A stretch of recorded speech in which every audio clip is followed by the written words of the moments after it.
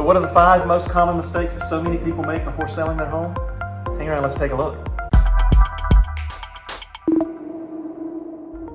So it goes without saying that both buyers and sellers, as well as real estate agents, can make mistakes when it comes to real estate. So when it comes to selling a home, there's a few things that I see, a few mistakes that are made fairly consistently, and we're going to talk about those today, 5 of them. First one being missing out on the right opportunity or the right timing.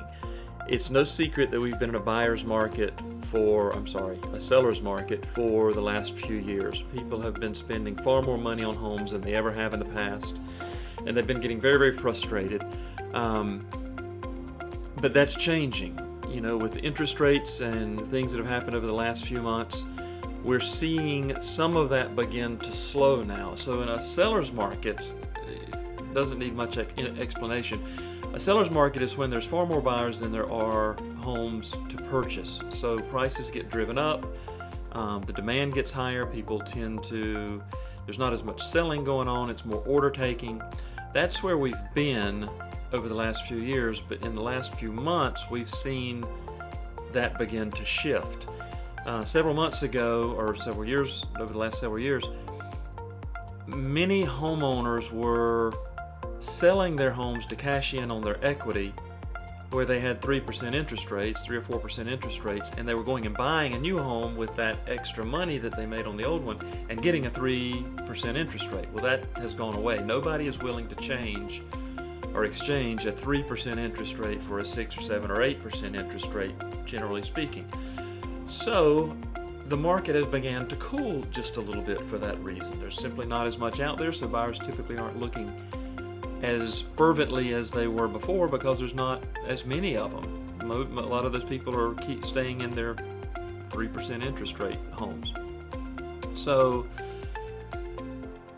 timing is everything. What you can make on your house now is likely less than what you could have made a year ago or 2 years ago, and it's probably likely that it's less than what you'll be able to make a year or 2 from now.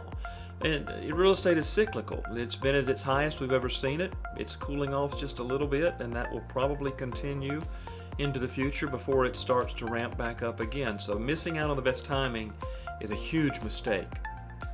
Now is the time. Not presenting mistake number 2, going back to the fact that we've really been taking orders for the last few years and not really having to sell our homes.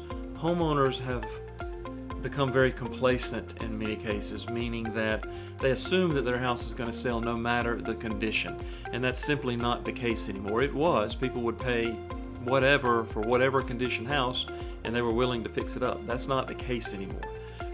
It's a huge, huge mistake to assume that someone is going to love your house as much as you love your house and be able to see beyond the imperfections that you may overlook every day. And let's relate it to a car. If you're going to buy a Mercedes, you're certainly not going to buy the one that's filthy and has scratches all over it. You're going to go to the one that's clean and waxed and armor all over the tires. That's the way you need to look at your home.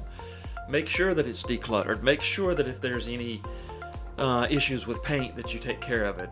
Deep clean it. If it needs new carpet, put new carpet in it. It's not a big expense compared to what you can potentially make on the house if it's shown in its pristine condition. So don't make the mistake of becoming complacent and thinking that your house is going to sell no matter what, because that's not the case these days. The other thing, or third one, is overpricing your home. I see this all the time. I've seen it a lot over the last few years. Again, sellers assume that people are going to pay whatever they ask for their homes, and there was a time for a bit there that people were doing that. They're not doing it anymore. The average list price home now, when it closes, is closing between 95 and 98%, which means people are listing their homes at X, but they're not getting X for it.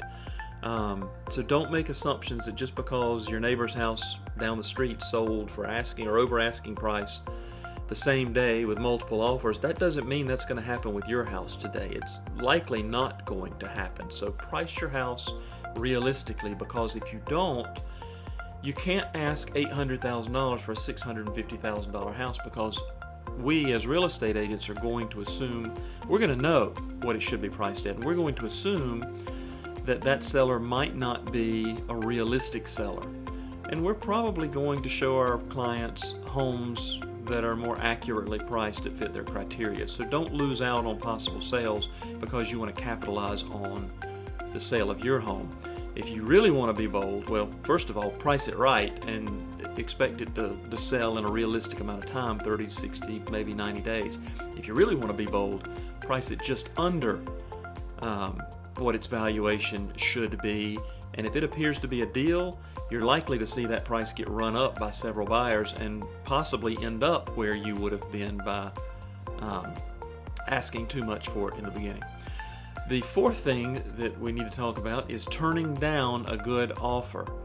I've seen it too many times where sellers get offended because someone offers them $10,000 or $20,000 under what they're asking for the house, and they just take offense to it. And right now, houses are not generally selling for asking price.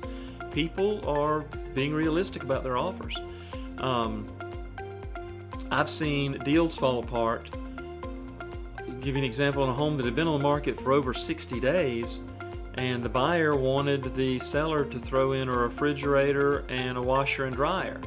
And they ended up with it just being the washer and dryer that they were asking for, and the seller refused because they didn't want to give up a $1,000 washer and dryer. So the deal fell apart. Well, 2 months later, they're still sitting on the market with a house for sale, and they've made 2 additional mortgage payments for the tune of $4,000 or $5,000. So it just doesn't make sense. Look at every offer, be realistic about it. Everybody wants to win. You as a seller wants to win, but the buyer also wants to win too. And if you just beat them up, they're going to go on and go somewhere else when we could have got the deal done. So it's very important to be realistic when offers come through and put yourself in the position of the person that's presenting the offer to you in your house. Think about how it would make you feel if that was you presenting an offer to someone else. So, just be realistic and kind about it, because I've seen some ugly stuff happen as of late. Fifth thing I see, and people take this one for granted, most people, when they sell their home, their intent is to buy another home. Whether that's immediately or 6 months down the road, they're going to rent for just a little bit and save some money by renting.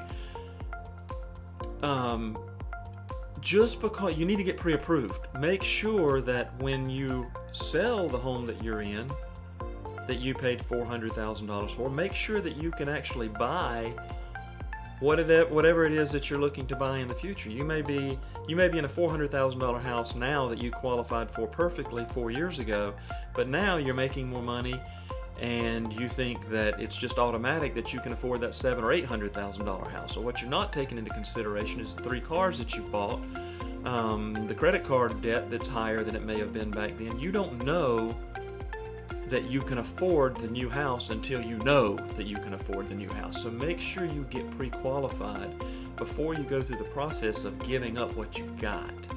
So those are 5 of the top things that I believe are very common mistakes that sellers make. There's a lot more of them, but if you ever have any questions, please call me. We're here to help. Email, text, call anytime.